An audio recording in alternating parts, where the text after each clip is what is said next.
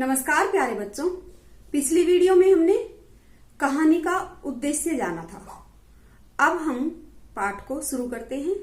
चलिए अपनी पुस्तक खोलिए, पाठ 2, और हम कहानी को पढ़ते हुए उसका आनंद लेते हैं। नमस्कार प्यारे बच्चों, पिछली वीडियो में हमने द्वितीयः पाठः बिलस्य वाणी न कदापि मे श्रुता का उद्देश्य जाना था, और इस वीडियो में अब हम कहानी को संस्कृत में पढ़ते हुए समझते हैं। कस्मिंश्चित् वने खरनखरः नाम सिंहः प्रतिवसति स्म। कस्मिंश्चित् वने किसी जंगल में खरनखर नाम का शेर रहता था। बेटे प्रतिवसति ये लट लकार है, और इसके लट लकार के साथ हमने स्मय का प्रयोग किया है, तो ये अर्थ भूतकाल में हो गया। जब हम लट लकार के साथ स्मय का प्रयोग करते हैं तो हमारा उस क्रिया का अर्थ भूतकाल का हो जाता है। और यहाँ पर वने शब्द में सप्तमी विभक्ति है बच्चों, और सप्तमी विभक्ति का कारक चिन्ह होता है में और पर। कस्मिंश्चित् वने किसी जंगल में खरनखर नाम का शेर रहता था। सह कदाचित् इतस्ततः परिभ्रमन् क्षुधार्तः न किंचिदपि आहारं प्राप्तवान्। वह एक बार भूख से पीड़ित होकर इतस्ततः इधर उधर परिभ्रमण घूम रहा था। न किंचित अपि आहारम प्राप्तवान, लेकिन उसे किंचित अपि कुछ भी, थोड़ा सा भी आहार भोजन प्राप्त नहीं हुआ। ततः इसके बाद सूर्यास्त समये एकाम महतीम गुहाम दृष्ट्वा, सूर्य अस्त के समय, ततः सूर्यास्त समये एकाम महतीम गुहाम दृष्ट्वा सह अचिंतयत्। ततः इसके बाद उसने सूर्य अस्त के समय एक बहुत बड़ी गुफा को देखकर सोचा। अचिंतयत् सोचा। बच्चों अचिंतयत् यहाँ पर लंग लकार है। लंग लकार का प्रयोग हम भूतकाल के लिए करते हैं।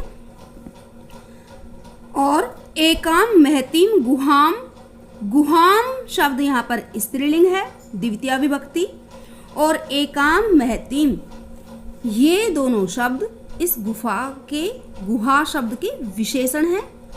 गुहाम में द्वितीया विभक्ति एक वचन है, तो एकाम महतीम ये भी द्वितीया विभक्ति एक वचन है, स्त्रीलिंग। नूनम एतस्यां गुहायां रात्रौ कोऽपि जीवः आगच्छति। नूनम निश्चित रूप से, मतलब डेफिनेटली, एतस्याम गुहायाम इस गुफा के अंदर, रात्रौ रात में, रात के समय सप्तमी विभक्ति है बच्चों यहाँ पर, कोऽपि जीव है, कोई भी जीव है, जीव आगच्छति आता है। शेर ने सोचा कि निश्चित रूप से यहाँ पर कोई जीव रात में आता है इस गुफा के अंदर। अतः अत्रैव निगूढ़ो भूत्वा तिष्ठामि इति। इति का मतलब है बच्चों यहाँ पर ऐसा उसने सोचा। अतः इसलिए अत्रैव यहीं पर, यहाँ पर संधि विच्छेद होगा बच्चों, अत्र जमा एव, और ये वृद्धि संधि है। यहीं पर निगूढ़ो भूत्वा, निगूढ़ो मतलब छुप कर, निगूढ़ो भूत्वा मतलब छुप कर, यहीं पर छुप कर तिष्ठामि रुक जाता हूँ, बैठ जाता हूँ, ऐसा शेर ने सोचा। एतस्मिन् अंतरे गुहायाः स्वामी दधिपुच्छः नामकः शृगालः समागच्छत्। एतस्मिन् अंतरे मतलब बच्चों इसी समय, गुहायाः गुफा का, यहाँ पर बच्चों गुहा शब्द है और ये षष्ठी विभक्ति है। यहाँ पर ये संबंध दिखाया है, गुहा यानी गुफा और स्वामी का, मालिक का आपस में संबंध है। तो यहाँ गुहाया शब्द में षष्ठी विभक्ति है। षष्ठी विभक्ति का चिन्ह होता है का, के, की। गुहायाः स्वामी दधिपुच्छः नामकः शृगालः। इसी समय गुफा का स्वामी दधिपुच्छ नाम का गीदड़ समागच्छत आया, वहां पर आ गया। सच यावत् पश्यति तावत् सिंहपद पद्धति ही गुहायां प्रविष्टा दृश्यते।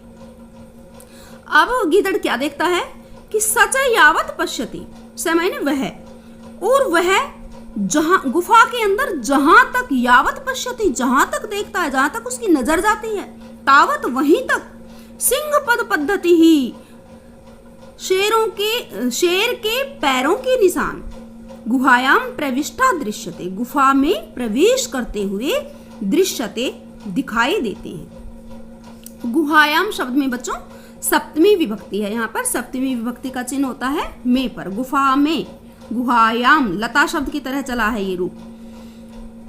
न च बहिरागता, लेकिन न च बहिरागता, बहिरागता देखो यहाँ पर ये बहिरागता, इसका संधि विच्छेद होगा, बही, बही के साथ विसर्ग लगेंगे और जमा आगता, रै को विसर्ग हो जाएंगे यहाँ पर, बही जमा आगता।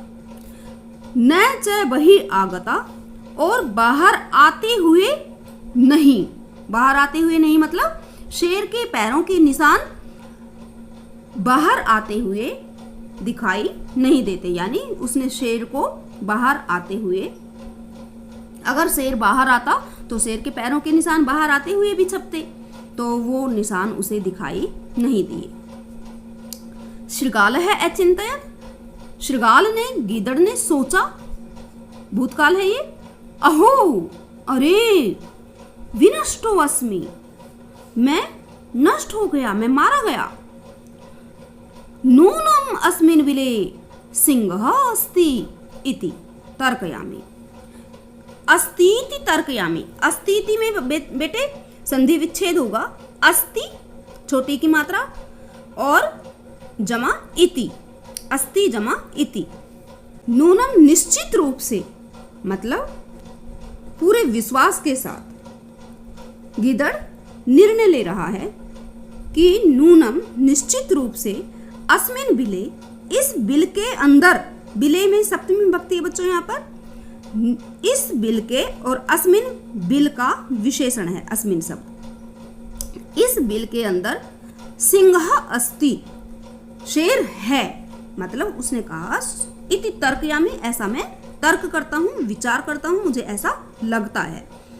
गीदड़ ने सोचा कि निश्चित रूप से इस गुफा के अंदर कोई शेर है, ऐसा मेरा विचार है। तत् किम करवाणी, अब इस जगह गीदड़ सोच रहा है, निर्णय ले रहा है इस विपरीत परिस्थिति में कि तत् किम करवाणी, तो क्या करूं, अब मैं क्या करूं।